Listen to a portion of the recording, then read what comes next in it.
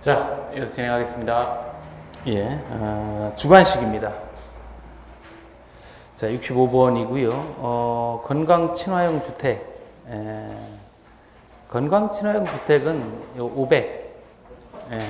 요거밖에 나올 게 없어요. 자, 65번.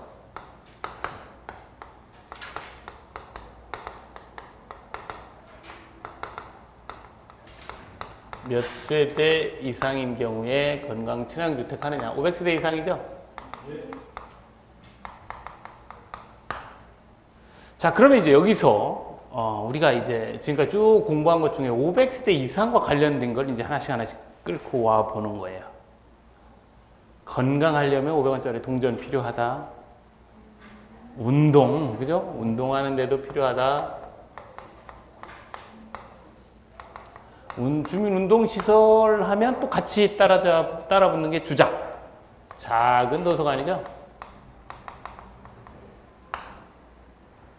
또 500세대 그러면 어린이 안전 보호구역 설치해야 되죠. 또 이 주택건설 기준 등에 관한 규정하면 결로 방지 성능 해야 돼요. 그죠? 이렇게 물론 이제 이렇게 하고 우리 이제 법률 쪽으로 이렇게 넘어오면 주민 넘어오면 구분 관리를 하는 경우에 500세대 이상의 경우에 500세대 이상의 단위로 합니다. 그죠? 그 다음에 가스 저장 시설의 설치도 500세대 이상이죠. 그래서 500세대 이상과 관련된 부분도 다 정리해 볼 수가 있어요. 500세대는 아닌데 건강 친화형 주택과 또 비교되는 것이 에너지 절약형 친환경 주택이죠. 이건 몇 세대 이상이에요?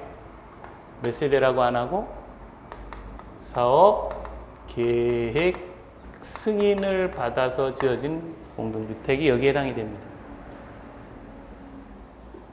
그러니까 뭐 바꿔 얘기하면 이제 사업계획 승인 받은 모든 공동주택은 다 에너지 전략형으로 해야 된다, 이렇게 정리할 수가 있어요. 이렇게 마무리 지시면 돼요. 자, 66번 문제를 보시면 주택관리업자 선정인데 오히려 또 이런 거에 약하신 분들이 있어요. 주택관리업자를 선정하는 경우가 이제 두 가지 경우가 있죠. 하나는 우리가 일반적으로 주택관리업자 선정은 누가 해요? 누가 합니까? 주택관리업자 선정을 누가 해요? 주택관리업자 누가 선정해요?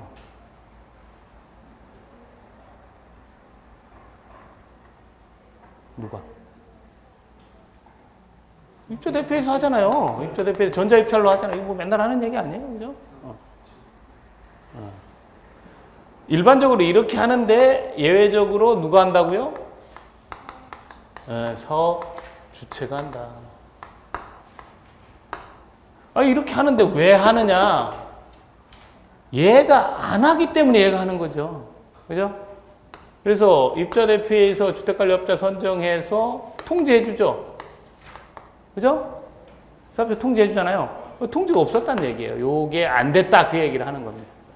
또 하나는 통지를 안 하고 자치관리기구도 구성해서 이거 자치관리기구를 구성해서 관리를 하고 있을 수도 있잖아요. 그죠? 요렇게 하면, 통지를 하면 위탁관리되고 이렇게 하면 자치관리되는 거 아니에요? 그러니까 위탁관리할 수 있는 주택관리업자 선정해서 통지도 안 하고 자치관리할 수 있는 자치관리기구도 구성도 안 하고 마냥 기다릴 수 없으니까 사업주체가 예외적으로 선정하는 거죠. 이렇게 틀이 잡히는 거예요. 자, 그래서 66번. 그런데 이제 이게 주관식으로 이렇게 내면 자치관리기구 얼마나 많이 우리가 이야기를 했던 거예요. 근데 이게 쓰려면 이게 막상 관리기구, 관리사무소, 왜요? 찔려요? 그러니까 뭐라고 쓰셨는데? 예. 아, 요거는 이제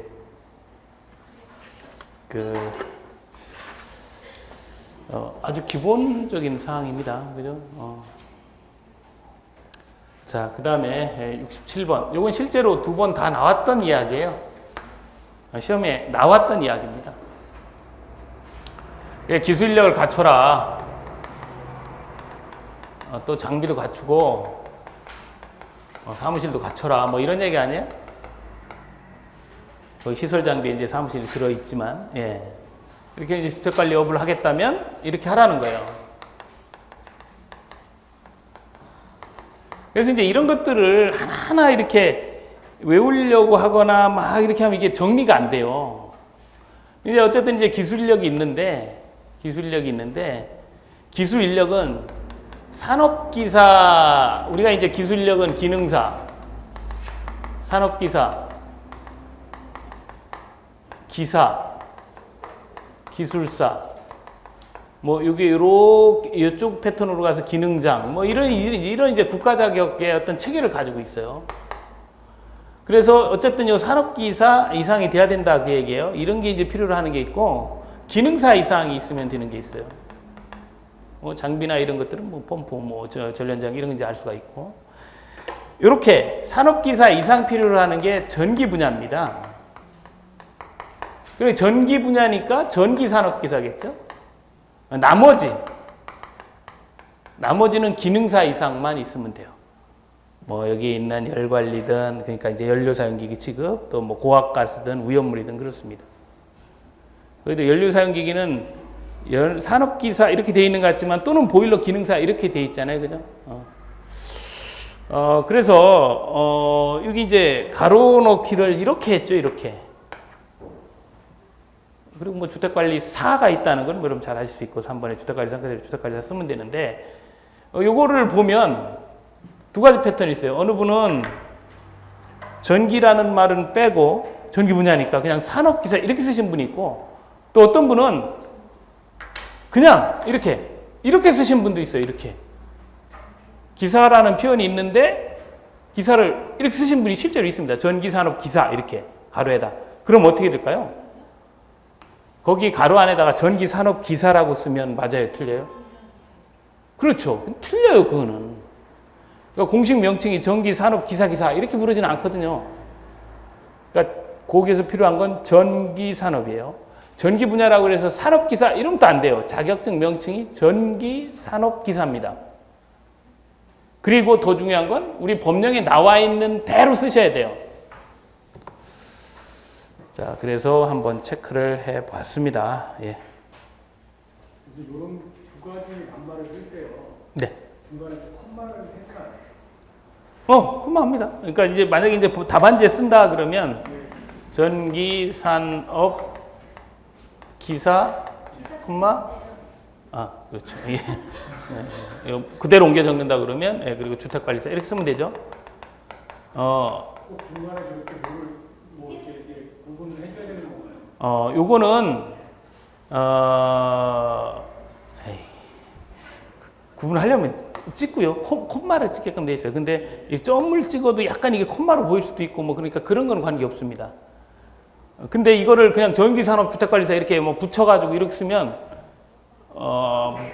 그렇게 쓰는 분이 없겠죠. 이렇게 찍으십시오. 그게 맞는다 틀린다가 아니라 찍으시고, 슬래시는 가급적 마세요. 이건 분모가 될 수 있어요. 숫자는. 그래서 슬래시는 하지 마시고, 이건 이제 단어니까 슬래시 뭐 이렇게 생각할 수 있는데, 다른 거 1이고 하나는 2다. 근데 이렇게 쓰면 되는데 이걸 이렇게 썼다. 그럼 2분의 1로 보죠, 이거를. 틀리는 거예요. 그러니까 이렇게. 자, 그 다음에요. 68번. 결격사유 있죠? 뭐에 대한 결격사유냐면 동별 대표자에 대한 결격사유. 정확히 표현하면 동별 대표자의 자격 상실 사유, 결격사유를 얘기를 하는데요. 10가지가 있습니다. 이걸 물어보면 답을 잘 낼 수 있는데, 그죠? 이거 물어보면 답 잘 내죠. 2년 뭐 해임하다가 뭐 사퇴하는데 해임 요구하다 사퇴하면 또 2년 뭐 이런 거 있잖아요. 그죠? 100만 원 형 받으면. 근데 그걸 물어본 게 아니라 이 결격 사유 이 10가지는 여러분 잘 아신다고 보고요. 많이 했고요. 이 결격 사유를 판단하는데 이 동별대 표저가 공유예요. 공유. 그런 경우 있죠. 그죠? 그럴 때 어떻게 판단하느냐? 지분 많이 가진 사람이 결격사유에 해당하면 못하는 거예요. 지분 많이 가진 사람. 근데 어느 분은 여기를 공유지분 이렇게 쓰신 분이 있더라고요. 공유지분. 공유지분이나 대지사유권 이야기를 얘기하는 게 아니에요. 그러니까 그런 이야기를 하자는 게 아니라 이게 공유니까 이 공동 소유하는 이 둘 사이에 지분이 누가 많으냐. 1억짜리 집 샀는데 누가 돈 더 많이 냈느냐. 이거에 의해서 그 사람의 결격사유로 정해진다는 거죠. 근데 여기에 공용지분이나 공유지분 이런 표현은 맞지 않습니다. 지분 이렇게 쓰셔야 돼요.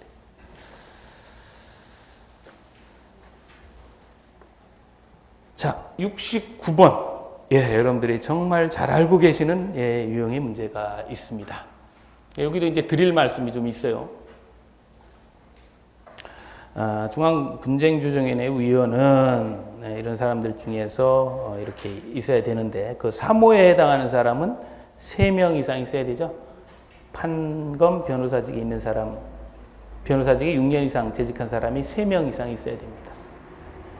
그리고 1급부터 4급까지죠. 그죠? 그리고 주택관리사는 관리사무소장으로 10년입니다. 이건 제가 이제 강조를 안 드린 이유는 이걸 모르면 하자분쟁조정위원회도 같이 틀리는 거예요. 똑같으니까. 그러니까 뭐 그렇게까지 중요한데 특히 이제 이 공동주택 분쟁 중앙이나 혹은 지방이나 이 분쟁조정위원회는 올해 이제 신설된 부분도 있고 개정돼 있으니까 안 하진 않았을 거라고요. 그죠? 다 했으니까 요 숫자에 대해서는 여러분들이 뭐 당연히 정확히 알고 계시다. 요게 전제고요. 제가 이제 드리려고 하는 말씀은 뭐냐면 개정된 부분이에요. 이게 이제 개정된 부분이 있습니다. 이게 그러니까 하자심사 분쟁조정위원회로 보면 예전에는 공무원 이야기할 때 1에서 3급이었어요.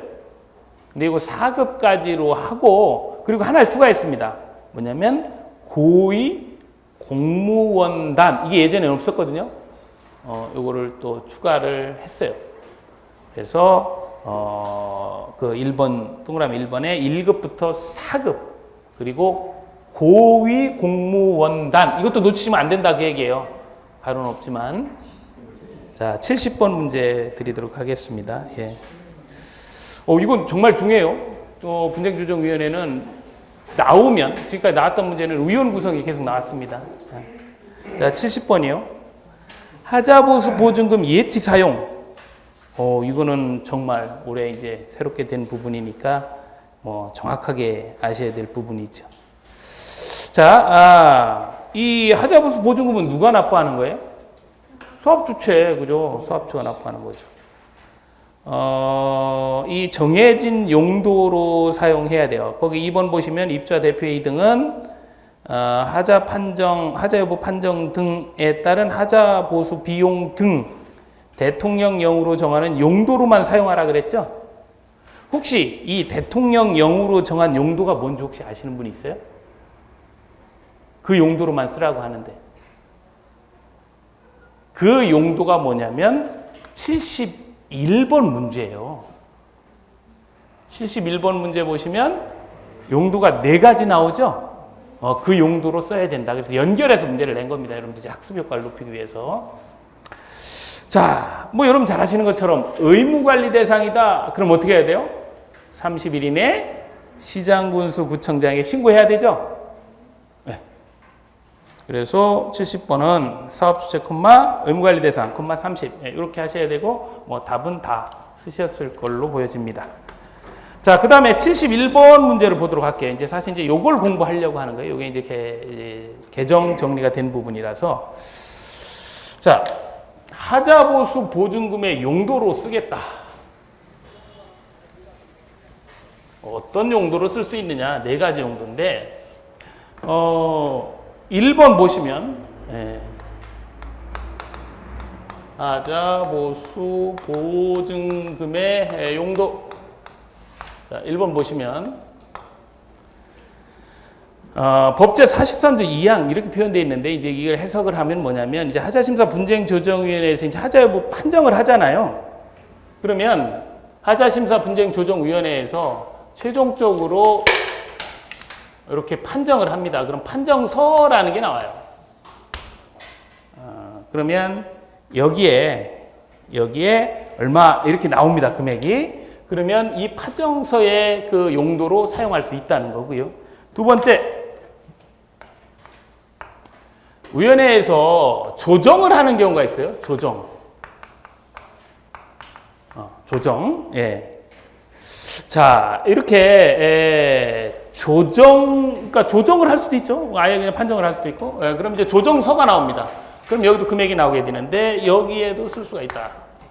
자, 세 번째는 뭐냐면 법원의 재판 결과에 따른 이렇게 표현되어 있죠. 이렇게 해도 하자보수 비용이 나오는데 이렇게 해도 쓸 수 있다는 거예요. 그럼 이게 뭘까요? 이게 법원의 재판 결과에 따른 하자보수 비용 이게 뭘까요? 네?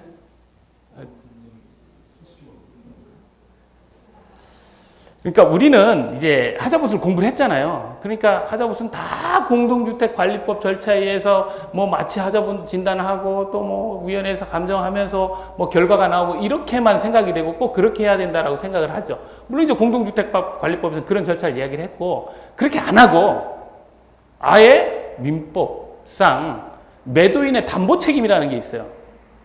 집을 줘서 팔았으니까 그거 잘못되면 고쳐줘라라고 소송을 걸 수 있습니다. 직접. 이거 공동주택관리법 하지 않고 그냥 소송. 그렇게 해서 재판 결과 나오면 그에 따른 비용으로도 하자보수 보증금을 쓸 수 있다라는 거예요. 네. 자, 그 다음에 네 번째는 하자 진단이죠. 근데 여기서 주의하셔야 될 건 하자 감정 이건 아닙니다. 이건 아니에요. 그러니까 하자 진단은 하자 진단으로서 끝이 나요. 근데 하자 감정은 하자 감정했다 끝이 나는 게 아니라 이 하자 감정은 뭐예요? 이 판정 조정하는 거에 대한 보조 수단이에요. 그래서 하자 감정은 아니다. 예, 요걸 주의해 달라는 거죠. 예. 자, 그 다음에 72번 문제를 보도록 할 텐데요. 예, 여러분들이 그 실무가 워낙 광범위하고 또 이제 뭐 이게 그 기출이 안 되는 게 아니라 요즘 또 특히 이제 이 홈 네트워크 건물 많고 하다 보니까 뭐 이것도 또 이렇게 한 문제씩 홈 네트워크 설비 설치 기술 기준이 또 나오죠. 그러니까 여러분들이 그 굉장히 힘들어 하시는 이유를 뭐 충분히 이해를 하겠습니다. 그래서 이제 제가 말씀드렸던 것도 가급적 효율적으로 공부하시기 위해서 가지를 많이 쳐서 이렇게 진행을 하는 부분이에요. 그래서 이제 다행스러운 거는 이제 상대평가가 아니라는 거죠. 이제 상대평가라고 그러면 정말 진짜, 와, 이거 진짜 못해 먹습니다. 그죠? 다행스러운데, 끝내기로 하고. 자, 홈 네트워크 설비에 대한 설비 설치, 또 기술 기준이 있어요.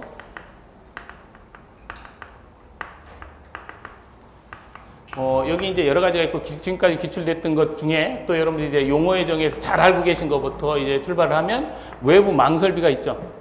외부 망이 쭉 들어와서 여러분들 세대로 들어갑니다. 그럼 여러분들 세대 이렇게 망해서 이걸 이제 연동체계해서 쓴다.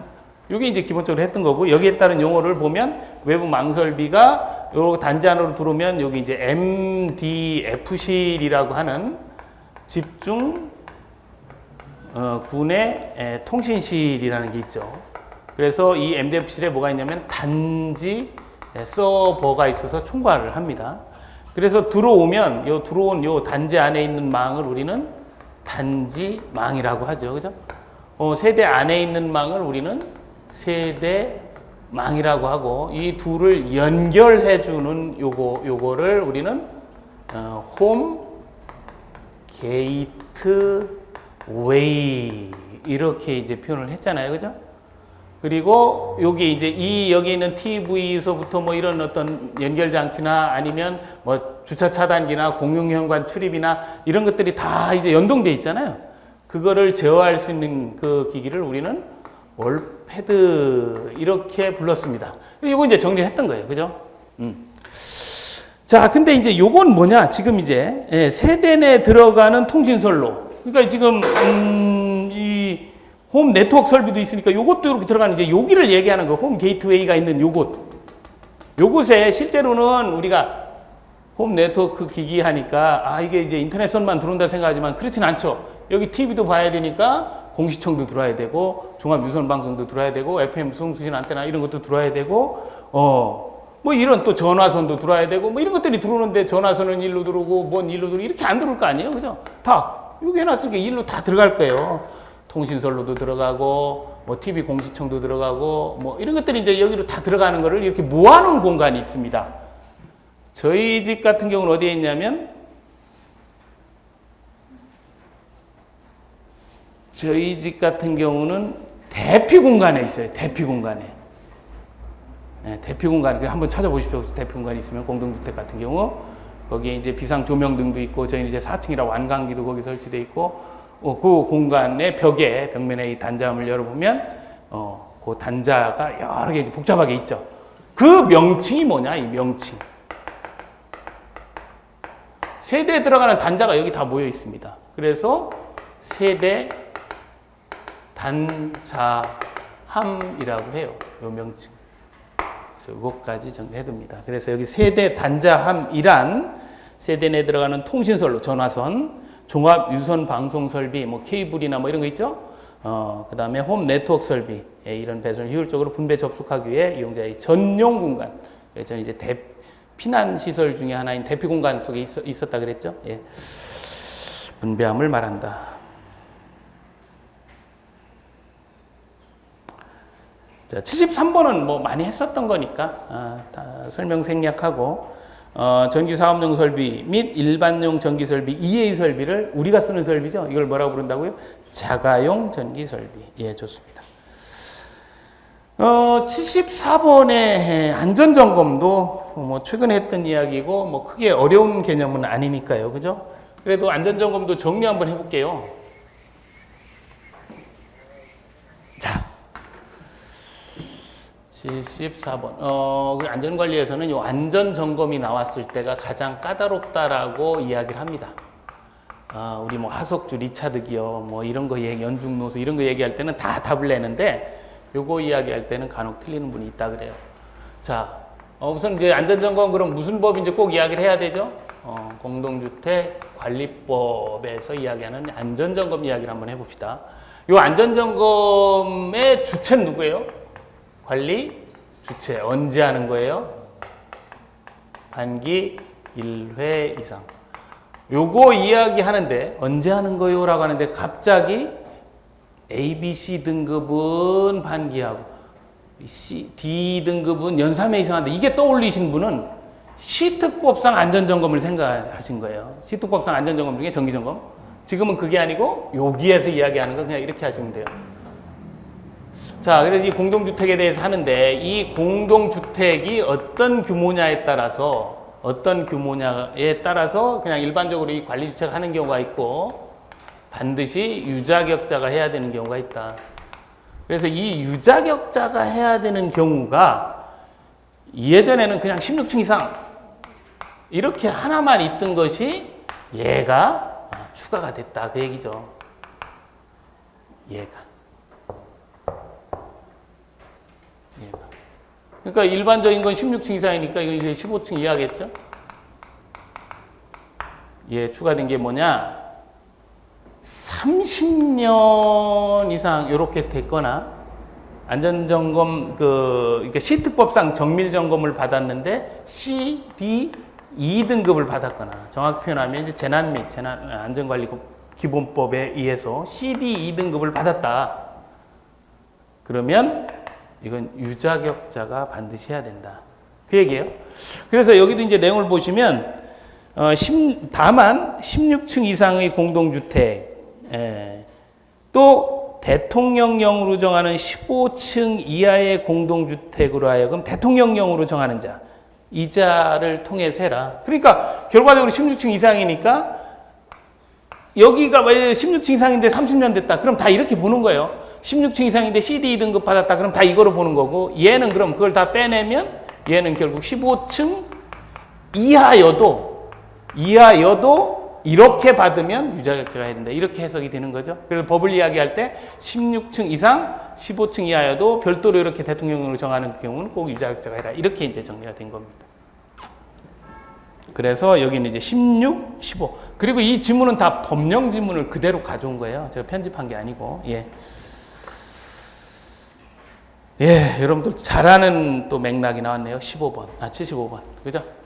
이렇게 이제 개정 없이 쭉 되는. 장기선 충당금은 뭐에 따라서요? 장기선 계획. 그러니까 여행 계획에 따라서 여행 경비 쓴다. 그 얘기죠. 근데 이제 하자 관련 비용으로 쓰려면 돈 낸 입주자 과반 서면 동의 받으면 되죠? 그래요. 그래서 장기선 계획 입주자 이렇게 쓰시면 됩니다. 예, 지금 이제 여러분들 이제 요 모의고사 보는 부분 처음에 말씀을 드렸지만 점수에 연연하는 게 아니고요. 요거 자체도 공부다 이렇게 생각을 하셔야 돼요. 지금 나 이렇게 많이 했는데 왜 점수가 안 나오지? 이렇게 생각하시면 제가 점수 높게 할 수 있습니다. 저도 굉장히 편해요. 기존에 한 얘기 그대로 내면 저도 문제 바꿀 필요 없고 여러분들 점수 많이 나와서 좋고 시험장에 가서 무척 당황하게 돼요. 그러면 그걸 이제 최대한 막자라는 거고요. 그러니까 조금 힘드시더라도 조금만 더 참아 주십시오. 얼마 안 남았습니다. 그죠? 그래서 다 같이 우리 즐겁게 시험장에서 웃으면서 시험 보고 나와야 되지 않겠습니까?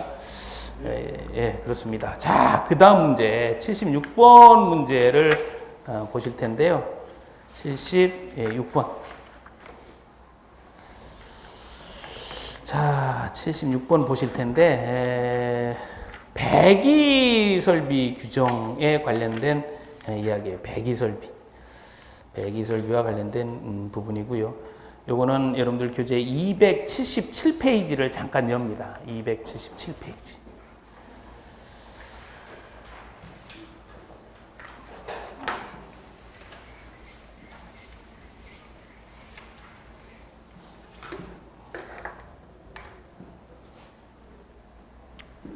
네, 70 보시면 배기 설비 설치 기준이 있어요. 요거 보시면 요렇게 체계되어 있죠, 그죠? 체계, 그죠? 요렇게 안 돼 있고 이렇게 돼 있네요. 정확히 표현하면 1, 2, 3, 4, 5 이렇게 돼 있죠, 그죠? 그래서 뭐 반자 아래 80cm 이내 높이에 해라, 배기에 지장이 되지 않는 구조로 해라, 뭐 최상부하고 배기구를 제어하는 계급을 두지 마라, 부엌에 설치하는 배기구는 전동환기 설비를 해라. 이렇게 돼 있죠, 그죠? 여기에 지금 76번 문제 있잖아요. 요게 추가가 된 겁니다. 추가. 요게. 그래서 요걸 공부하는 거예요, 지금 요거를. 그래서 그 내용을 그대로 거기다 넣으시면 되는데, 자, 배기통은 연기나 냄새 등이 실내로 역류하는 것을 방지할 수 있도록 다음 항목의 어느 하나에 해당하는 구조로 해라. 나번 먼저 볼게요. 나번. 세대 간의 배기통이 서로 연결되지 아니하고 직접 외기에 개방되도록 설치해라. 이러려면 세대가 많거나 초고층 같은 경우는 이 배관이 엄청나겠죠, 그죠? 그래서 요즘은 이제 초고층 건축물이 많아지면서 이게 생긴 규정이에요. 가번을 볼게요. 세대 안의 배기통에 뭐를 설치를 하는데 그게 뭐냐면 가로 열고 세대 안의 배기구가 열리거나 전동 환기 설비가 가동하는 경우, 그러니까 배기를 하기 위해서 어쨌든 외부로 빼내려고 할 때 전기 또는 기계적인 힘에 의해서 자동적으로 이런 연기나 이런 것들, 냄새가 들어올 때는 개폐되는 구조로 된 설비를 말한다. 요거거든요. 요게 뭐냐면 자동으로 이 냄새가 역류하는 걸 막아주는 막아주는 장치. 예, 공기는 이제 댐퍼라는 표현을 씁니다. 정확한 명칭이 자동 역류 방지 댐퍼예요. 그래서 이거는 이 주관식을 이걸 써라 이렇게 내리지는 않습니다. 실제 시험에서. 근데 요 내용이 추가되었다라는 사실을 이렇게 학습을 통해서 하기 위해서 조금 어렵게 문제가 구성이 된 거예요. 그러니까 이걸 뭐 맞추고 못 맞추고의 문제는 아니다. 자동 역류 방지 댐퍼를 설치하도록 되어 있어요. 그래서 이거는 이제 말씀드린 것처럼 이제 초고층 건축물이 많아지고 기밀형 건축물이 많아지면서 이 배기구를 이렇게 내질 못하거든요.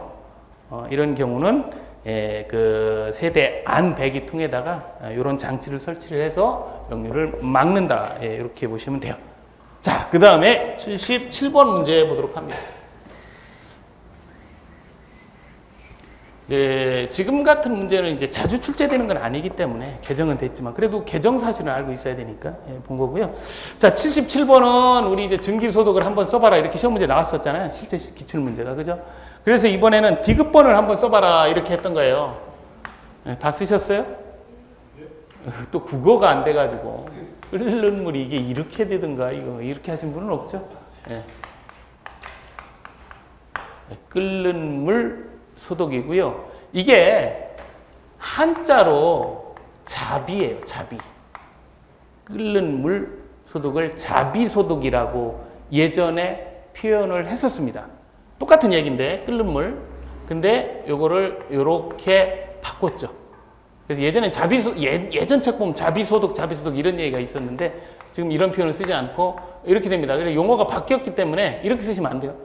끓는 물 소독. 뭐 여러분 이제 정확히 알 수 있고 사실 이제 국어 산수가 문제죠. 리을 히읗입니다. 제가 너무 했나요? 자, 그 다음에요. 78번. 이것도 이제 한번 기출이 됐었는데 이건 이제 문제를 낸 이유는 개정된 부분도 있지만 그 숫자 표기법에 대해서 이제 설명을 좀 드리려고요. 자, 접착제.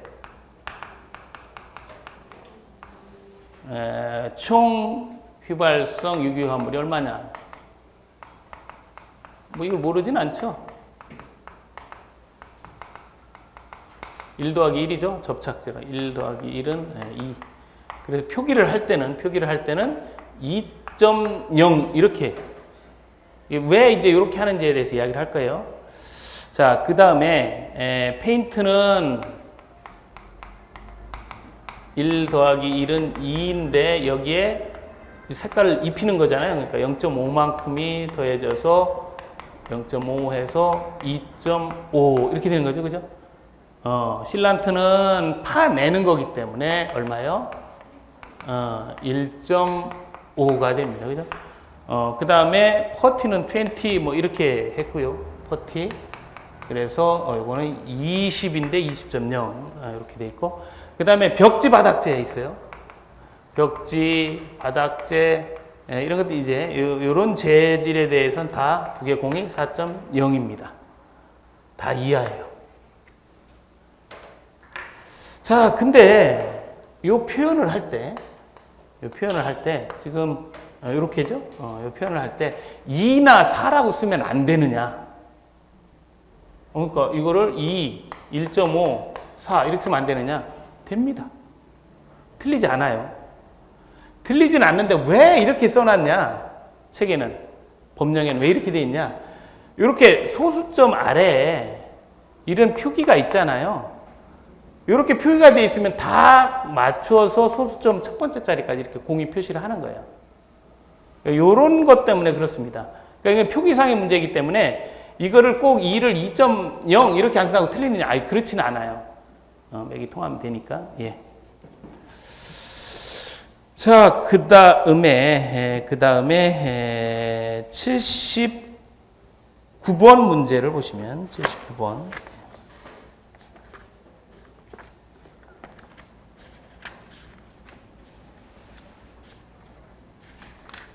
네, 이번에 개정된 내용이다라는 건 알 수가 있죠, 그죠?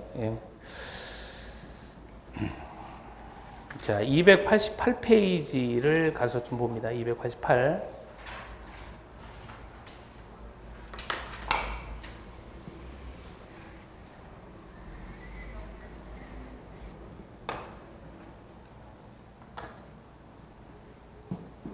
자, 몇 번이에요? 79번이죠? 특정 소방 대상물은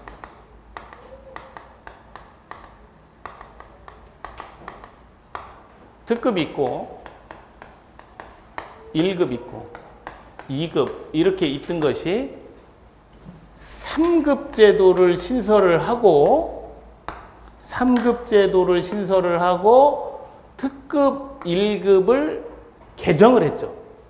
이 부분 그래서 이제 정확히 아셔야 되는데 특히 이제 실무와 관련해서 요 특급에 여기 이제 그 표현상 3개가 있잖아요. 예전에는 이렇게 2, 3번이 예전에 있었는데 1번이 신설이 된 거죠. 특급 이야기할 때 50층 이상이고 50층 이상 또는 200m 높이가 200m 이상 이렇게 되는 아파트는 특급으로 보겠다 그 얘기죠. 그러니까 예전에 있었던 여기 뭐 30층 이상 이건 색깔 달리 할까요? 이렇게 30층 이상이나 또 3, 40에 120m 이상이나 또 그 다음에 나오는 이에 해당하지 않고 20만 제곱미터나 이런 것들은 예전부터 있었던 이야기예요. 근데 이건 이제 일반 건축물이고요. 아파트는 좀 더 규모가 더 큰 걸 특급으로 넣겠다라는 거예요. 자, 이제 요 말씀 드리는 건 뭐냐면 교재에 그냥 특급 해놓고 가로 열고 아파트 제외 이렇게 돼 있으니까 요거 이제 혼선이 가해질까봐 이제 설명을 드리는 거예요. 그래서 여기에 이제 특급의 아파트 제외 이런 표현을 하면 안 돼요. 그런 표현은 다 지워주시고 요렇게 아파트는 요런 것들이 이제 들어가니까 이제 아파트도 특급이 있다는 거죠. 그리고 아파트예요. 공동주택이 아니고 아파트. 뭐 잘 아시는 것처럼 아얀다기가 공동주택인데 연립을 50층 짓지는 않겠죠, 그죠? 어쨌든 이제 아파트입니다, 표현. 자, 여기 이제 1급을 보면 뭐 거기에 이제 1, 2, 3, 4 이렇게 돼 있는데 거기에 이제 2번의 경우 물론 2, 3, 4 있는데 2번의 경우 연면적 15,000제곱미터 이렇게 이상이 되면 1급이다 그랬는데 이번에 30층 이상 120m 이상의 뭐가 아파트가 여기에 이제 새롭게 들어갔다는 거죠. 그러니까 그 1급에도 아파트 제외 그 표현이 제외돼야 돼요. 그죠? 삭제가 돼야 돼요. 요 아파트가 이제 들어가니까 여기도. 그래서 지금 보시는 것처럼 특급과 1급에 아파트가 들어간다는 거죠. 아파트가 들어가고 건축법상 요건 초고층 건축물, 요거는 고층 건축물 그렇습니다. 그래서 초고층 건축물은 특급으로 아파트는 요 나머지 이런 것들은 이제 일반 건축물이죠. 일반 건축. 자, 이렇게 되고 2급의 경우는 뭐 거기에서 의무관리 대상이라고 하는 게 5번에 있죠. 그냥 의무관리 대상.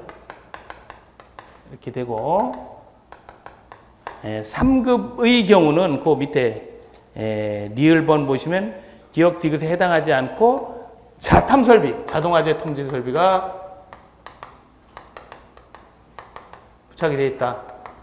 그러면 1, 2, 3에 해당되지 않으면서 규모가 작은데 특급 1급, 2급이 아니어도 자탐이 돼 있다 그러면 상급으로 보겠다 그 얘기예요. 그래서 여기에 이제 이런 표현이 나오잖아요. 개정된 부분에 자동화재 탐지 설비. 그래서 아까 화재안전 기준에 자탐에 대해서 좀 자세히 들여다보는 거예요. 연관성이 어느 정도 있는 겁니다. 그래서 자탐이 이제 뭔지 알죠? 이게 이제 어떤 그림인지 알잖아요. 그죠? 자동으로 수신기가 연동해서 펌프를 기동할 수 있는 그런 장치들이 있는 거. 그죠? 그래서 요 내용. 그래서 이제 요거를 이제 물어보면서 전체적인 교정과 또 여기 나와 있는 이제 개정 부분 이제 같이 정리를 한 거예요. 뭐 물론 이제 답은 쉽게 찾으셨어요, 그죠? 뭐 많이 강조를 했던 거니까요. 자, 80번 문제를 볼 텐데요. 이거는 어려워도 힘들어도 괴로워도 슬퍼도 꼭 해야 되는 거예요. 꼭 해야 되는 거예요. 이거는 여러분들 그 교재 283, 284, 285, 286이라고 하는 이 적용 기준의 문제입니다. 그러니까 이건 국가 화재 안전 기준이 아니고 화재 예방, 소방시설 설치 유지 및 안전 관리에 관한 법률에 대한 이야기예요. 그래서 이건 이제 꼭 정리를 해야 할 부분인데, 그 중에 이제 뭐 순서대로 이제 하나씩 이렇게 문제 유형할 겁니다. 옥내소화전 설비는 이제 그 관련된 문제가 이제 많이 나오고 하니까요. 요거 284페이지에 있습니다. 그래서 이건 뭐 숫자 넣기라서 여러분들이 이제 괴로워하실 수 있는 부분이라는 걸 충분히 인식을 하는데, 이걸 또 이렇게 물어보니까요. 예, 어쩔 수 없이 접근해야 돼. 근데 이제 아까 그 국가 화재 안전 기준하고 요거하고는 좀 맥락이 달라요. 우리 입장에서 봤을 때 이거는 우리가 반드시 해야 될 것. 이건 몇 개 안 되잖아요. 뭐 숫자 있지만. 그러나 화재 안전 기준은 35개나 있기 때문에 사실 굉장히 힘들어요. 화재 안전 기준. 그래서 어쨌든 답을 정리를 해보면 우리 이제 옥내소화전 설비 우리 공동주택에서 보셨잖아요. 그죠? 승강기 타러 갈 때 옆에 옥내소화전 있잖아요. 항상. 그러니까 이제 이게 실무 아주 관련이 있고요. 우리 소방 문제가 4문제씩 나오고 하반기 또 시설물 교육이 또 소방 시설물이고 그래서 이제 뭐 많은 연관성들이 있습니다. 자, 어쨌든 1번 보시면 연면적 3,000제곱미터 이상이거나 또 지하층, 무창층 또는 층수가 4층 이상인 것 중에 바닥 면적 600. 아파트는 일단 우리가 공동주택 5층 이상이잖아요. 아파트는. 그러니까 일단 아파트는 다 4층 이상이니까 이게 이 옥내소화전이 설치가 돼 있죠. 옥내소화전 설비가 설치가 되죠. 예, 바닥 면적 600 이상이 같이 공동적으로 돼야 되는데 바닥 면적 600은요. 정말 작은 규모예요. 우리가 이제 4층 이상이고 바닥 면적 600이라고 이렇게 이제 이건 엔드 개념이에요. 그러면 4층이 계단실, 그러니까 아파트는 최소한 5층이니까 그죠? 5층 이상이니까 5층짜리 아파트여도 양측에 계단실로 있다 그러면 10세대가 있는 거죠. 그죠? 5층이라고 해도 이게 규모를 이제 한번 보는 거예요. 10세대라고 하는 거에 600제곱미터면 한 세대당 60제곱미터입니다. 그죠? 5층짜리. 이건 이 정도는 다 되잖아요. 아파트 공동주택이. 그러니까 공동주택 가면 다 있는 거예요. 옥내소화전이. 그래서 그 규모를 그냥 이 숫자를 그냥 600 이러면 6,000인지 600인지 나중에 감을 못 잡아요. 그래서 이렇게 다 설치되어 있는 거다 해서 한번 풀어서 본 거고, 또 특히 이제 옥내소화전 설비는 많이 시험에 나오고, 또 우리가 이야기하는 뭐 방수량이라는 이런 게 많이 나왔잖아요. 그죠? 그 방향을 이쪽으로 틀 수도 있기 때문에 한번 짚어본 겁니다. 자, 이렇게 해서 강의를 마치도록 할 거고요. 고생 많이 했습니다. 우리 이제 모의고사가 아는 내용은 확실히 알고 모르는 내용은 추가적으로 학습한다 이런 생각을 가지고 또 임하도록 할 거고요. 이제 내일이죠. 내일 여러분 CCD는 모의고사는 수준이 어떠냐? 똑같습니다. 똑같이 또 공부하고 또 해요. 이렇게 언제 특강 끝나고 나면, 그러니까 이 전체를 하루에 한번 이렇게 돌려보시면 이게 뭐라 그럴까요? 자신감도 생기고 내가 할만하겠다 이런 느낌 들고 실력도 많이 부쩍 향상이 됩니다. 자, 오늘 이제 여기까지 진행을 할게요. 예, 고생하셨습니다.